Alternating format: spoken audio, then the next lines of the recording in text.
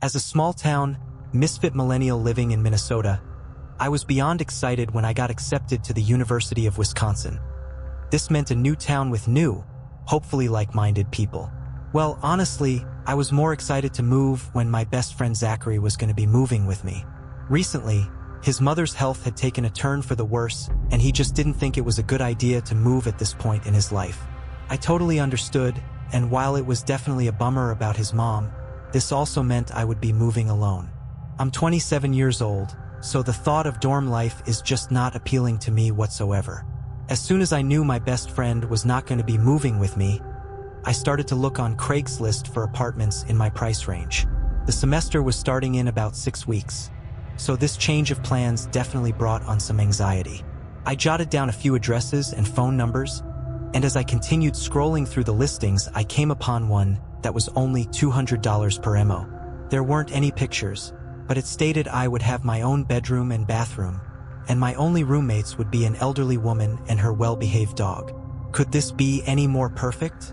That weekend, I took a small road trip to the town I'd be moving to, which was about a 3-hour drive away. I had called the numbers for 4 of the listings I'd found, and I had appointments to look at them over the course of that Saturday. The first on my list was the cheap place living with the old lady. Honestly, this was the only one that interested me, as the other living arrangements involved sharing space with fresh out of high schoolers, and I am just not one for noise. Finding the 2-story house was easy enough, and when I pulled up, parked, and headed towards the front door, I was greeted by a very sweet old woman who introduced herself as Miss Glynnis. She ushered me inside and started giving me a tour of the house. Antique furniture in every room, beautiful ornamental wallpaper, and hardwood floors. I couldn't believe $200 was all she wanted a month to be allowed to stay in such a lovely home. We climbed the staircase, slowly, as she really was quite old, and once we were up, she walked over to the first door on the right and opened it to reveal a very cheerful, sunny room. It had large windows that overlooked the street outside, and as advertised, it had a bathroom attached that I would not have to share. We made our way downstairs and sat in the kitchen, where she made me some tea and offered me some homemade muffins. Ms. Glynnis asked me about my major, my hobbies, and about my family. I also told her about my best friend and his ailing mother. She offered her condolences before telling me that she had actually had a son that passed away a few years prior, and that ever since she had been all alone. That tugged at my heartstrings just a bit. After maybe half an hour or so of getting to know each other, Ms. Glynnis asked me what I thought of the room, the home, and herself. Even though I had 3 other scheduled visits that day, I knew I had found the perfect place. I told her I thought she was wonderful, and that this would be a great environment for me to live in while going to school. No lease was involved, as Ms. Glynnis said she didn't think legal mumbo-jumbo was necessary, and she didn't ask for a deposit either, as she said I seemed like a very respectful young adult. I left her house feeling relieved that I had found a place to stay so quickly. While driving back to my hometown, an odd thought struck me. The ad for the home mentioned a dog, but the whole time I was there I didn't see one at all. Or any signs of one, actually.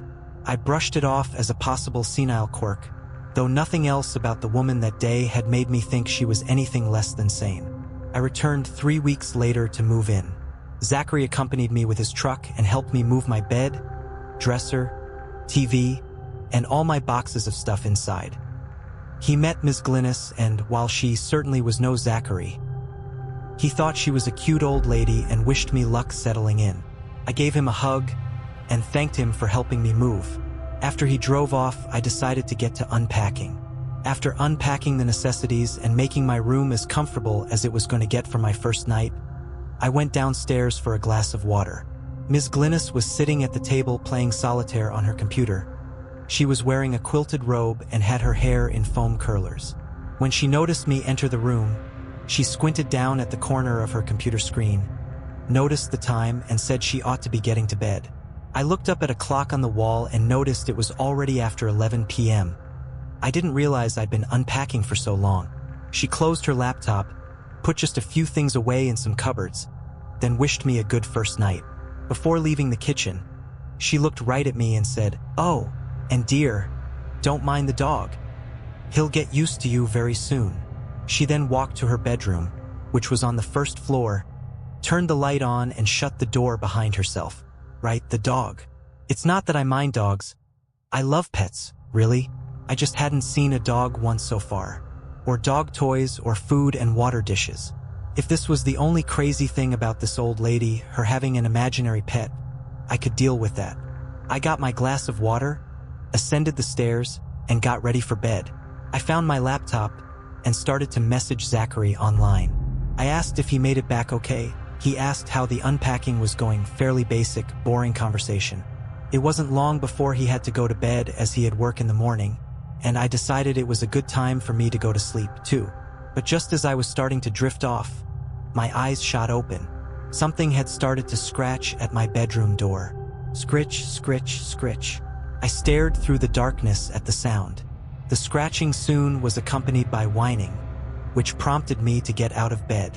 As weird as this was, Ms. Glynnis didn't need to be kept up because I refused to pet the dog and set it at ease. I flipped on my bedroom light, opened the door, and nothing. There was no dog there. I peeked down the hallway, then down the stairs. Nothing. I sighed, then shut the door to my room.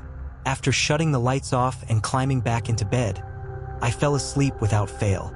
The sun woke me up, and after using the toilet, I headed downstairs. Ms. Glynnis was making coffee and, like myself, was still in pajamas. I wished her a good morning, but couldn't help bringing up the dog. I met your dog last night. Well, sort of. It was scratching at my door, and I was going to pet it and let it sniff me. But when I opened my door, it wasn't there. Ms. Glynnis looked as though she was trying to word her next sentence very carefully, probably for fear of sounding crazy. I'm afraid you won't actually be seeing the dog, dear. He's invisible. Invisible. You've got to be kidding me. Yes, dear, but he really is a sweet boy. I don't believe he'll be bothering you again. She smiled at me, then opened a cupboard and brought out 2 mugs. Would you like some coffee, dear? I could tell she was not wanting to speak of the matter any longer, so I accepted the coffee, drank it in my room while getting dressed for the day, then went out to explore the town in an attempt to put the dog nonsense behind me. Campus wasn't more than a 10-minute walk, and I spent most of the day exploring the different buildings and seeing where my classes would be located.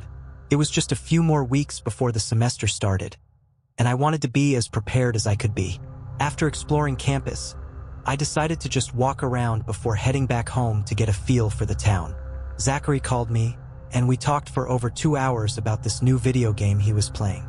My phone started to beep its low battery warning at me, so I told him I had to go.